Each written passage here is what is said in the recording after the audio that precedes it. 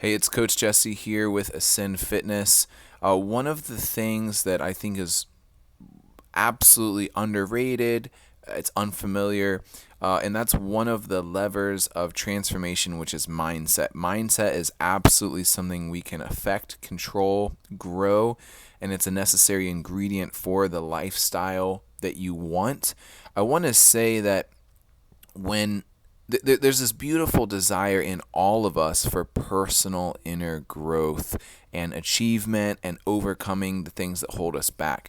See, we actually feel depression or pain when things are not lining up, and that's an indicator that there's something in us that wants more, that wants breakthrough, that wants a change. So the fact that we have frustration, the fact that we're annoyed when it feels like we're suffering, that's actually the voice of that inner drive for a better reality. And actually, here in my gym, there's this quote on the wall from Arnold Schwarzenegger. And I love this quote: strength does not come from winning. Your struggles develop your strengths. When you go through hardships and you decide not to surrender, that is strength. So it's so well said, and I do want to actually get deeper into that this morning. So what we're going to do is read. I'm just going to read. This is one of my favorite books. Let me get strapped in here with my, so we have some clear audio. This is a life-changing book. I'm just going to read the first few pages. Road Less Traveled by M. Scott Peck, A New Psychology of Love, Traditional Values, and Spiritual Growth. This book is life-changing. It's really good. I'm going to just read here and just listen. I hope this is a different perspective. I hope this puts things in order for you. And I know it. I know I was reading this the other day and discussing it with a client, and it was probably a year or maybe two since I read this last, and it definitely hit harder this week. It says, this is from the first page. Life is difficult.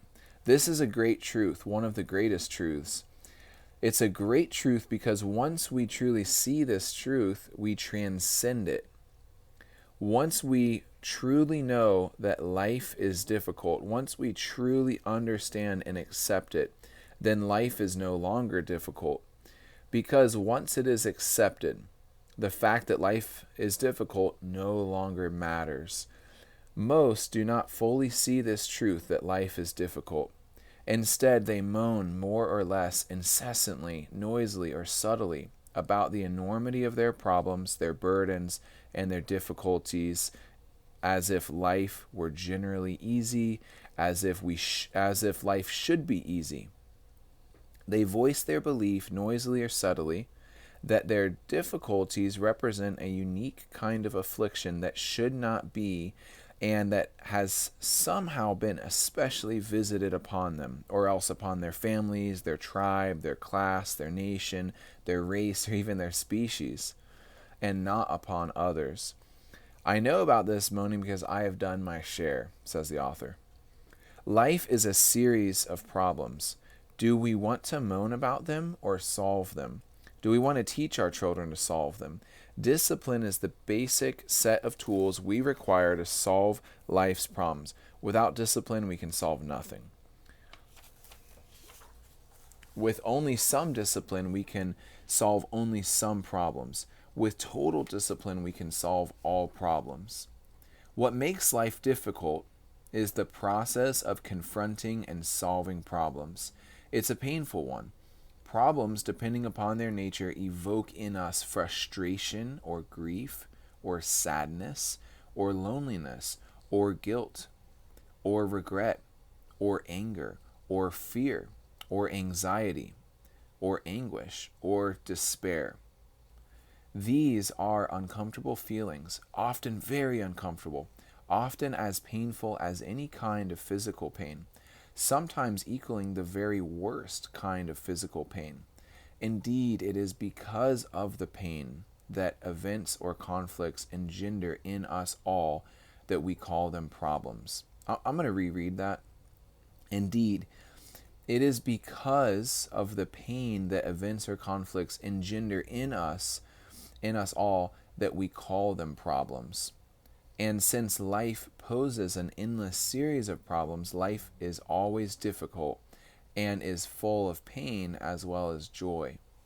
Yet, it is in this whole process of meeting and solving problems that life has its meaning. Problems are the cutting edge that distinguishes between success and failure. Problems call forth our courage and our wisdom. Indeed, they create our courage and our wisdom. It is only because of problems that we grow mentally and spiritually. When we desire to encourage the growth of the human spirit, we challenge and encourage the human capacity to solve problems, just as in school we deliberately set out problems for our children to solve. It is through the pain of confronting and resolving problems that we learn. As Benjamin Franklin said, those things that hurt instruct. It is for this reason that wise people learn not to dread, but actually to welcome problems and actually to welcome the pain of problems. Most of us are not so wise. Fearing the pain involved, almost all of us, to a greater or lesser degree, attempt to avoid problems. We procrastinate, hoping that they will go away. We ignore them, forget them, pretend they do not exist. We even take drugs to assist us in ignoring them, so that by deadening ourselves to the pain, we can forget the problems that cause the pain. We attempt to skirt around problems rather than meet them head on. We attempt to get out of them rather than suffer through them. This tendency to avoid problems and the emotional suffering inherent in them is the primary basis of all human mental illness. Wow, what a bold statement, M. Scott Peck. I'm going to reread that. This tendency to avoid problems and the emotional suffering inherent in them is the primary basis of all human mental illness. Since most of us have this tendency to a greater or lesser degree, most of us are mentally ill to a greater or lesser degree, lacking complete mental health. Some of us will go to quite extraordinary lengths to avoid our problems and the suffering they cause, proceeding far afield from all that is clearly good and sensible in order to try to find an easy way out, building the most elaborate fantasies in which to live, sometimes to the total exclusion of reality. In the succinctly elegant words of Carl Jung, neurosis is always a substitute for legitimate suffering. He said, neurosis is always a substitute for legitimate suffering. It's an escape, essentially, is how I think of that. An ultimate avoidance. But, continue reading, but the substitute itself ultimately becomes more painful than the legitimate suffering it was designed to avoid. Oh man, there's so many things I want to comment, but I just think that the text here speaks so much. Okay, I'm just going to kind of finish this page.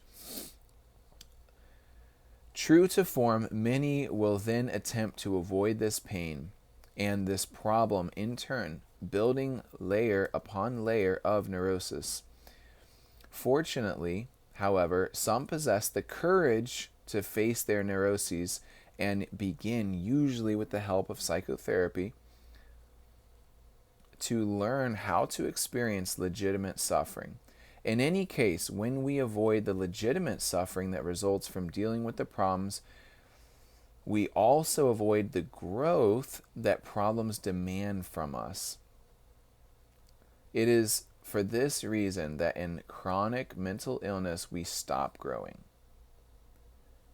And I just have to say, we might hear the term chronic mental illness or mental health issues, and it's like, look, when we have major problems in our life, there's a problem in our mind, and we can't overcome that problem We can't just always say, "Oh, I don't deal with that. I don't have a mental illness." Well, it's like, look, if I'm not extremely vibrant in my mental health, I've got weakness there. I have things that need addressed, and my life is going to be the reflection of that. Absolutely. It is for this reason that in chronic mental illness, I'm continuing the text here, we stop growing, we become stuck, and without healing, the human spirit begins to shrivel. Therefore, let us inculcate in ourselves and in our children the means of achieving mental and spiritual health. By this, I mean, let us teach ourselves and our children the necessity for suffering and the value thereof, the need to face problems directly and experience the pain involved. I have stated that discipline is the basic set of tools we require to solve life's problems. It will become clear that these tools are techniques of suffering, means by which we experience the pain of problems in such a way as to work through them and solve them successfully, learning and growing in the process. When we teach ourselves and our children discipline, we are teaching them and ourselves how to suffer and how to grow. I could just keep reading. It's so good. This chapter goes on to talk about kind of like the mindset we get into where we allow problems to exist and to fester, delaying gratification, how our lack of discipline is related to our lack of loving ourselves. And ultimately, like, we don't give ourselves the attention, the time, the tools that we need to grow. But I just love those first few pages there, because in my personal health transformation, which is not just physical, it's mental, the problems I've had, and just my own mindset, depression, my marriage, business, there's always just, hey, I'm not showing up here. I'm not attacking this problem head on, and that problem has not changed. As it continues to exist, it's gaining momentum. It's accumulating, or in a gravitational way, attracting more consequences, more effects of the existence of that problem. And I'm over here avoiding it. And guys, the things in our life that we're upset about, those are indicators of the existence of a problem. So really, step one in transformation is just taking an inventory and looking at, and in Ascend Academy, we have this in a step-by-step process, which is essentially the process I took myself through, and many clients. And this is really the first thing, is saying, like, look, I've been avoiding this stuff for real reasons, but you know what?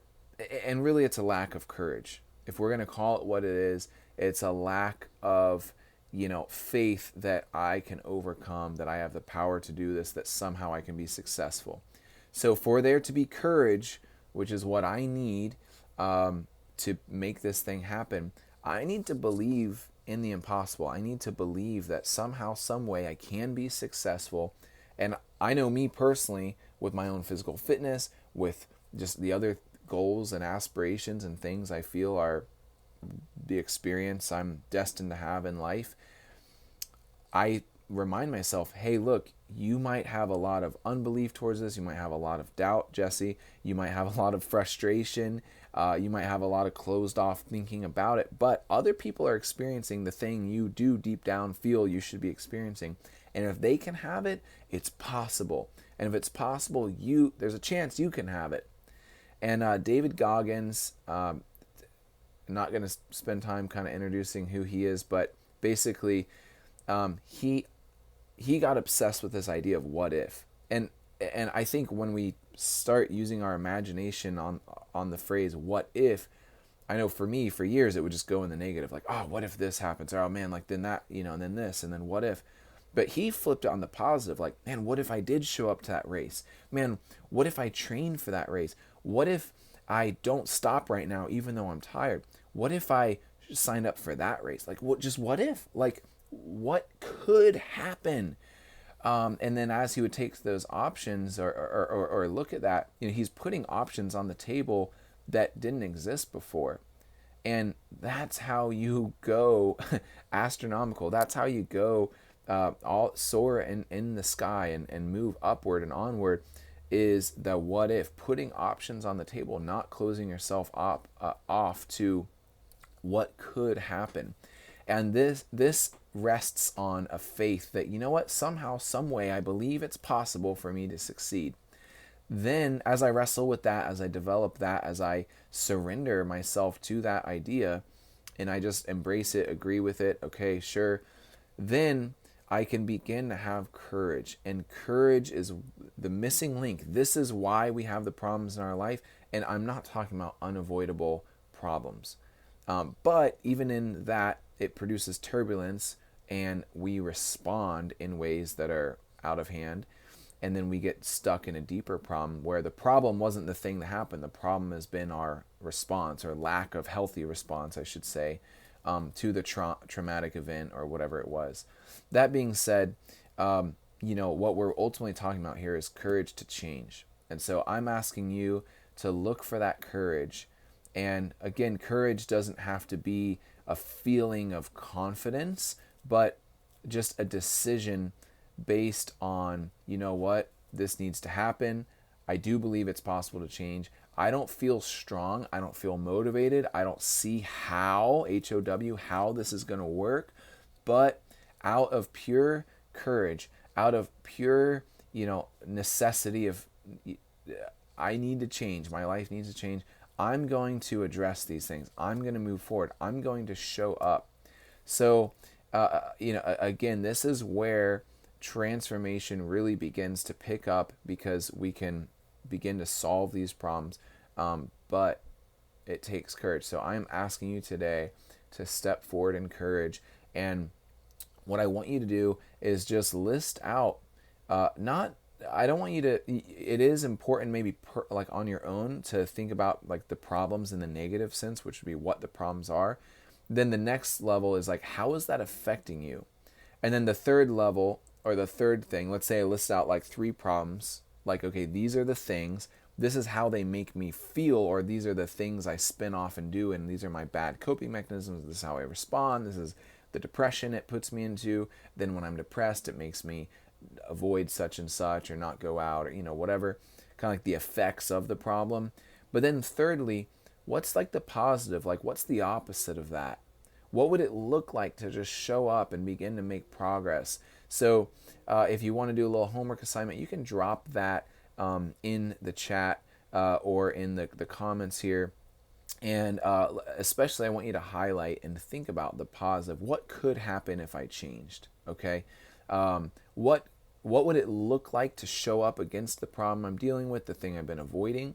What is that generally? But if you're going to be detailed, go into what would be, the benefits. How would my life change if I were to approach these things? And what is the change that needs to be made? So please leave your comments. I want to see how this is going for you, and I'll see you in the next video.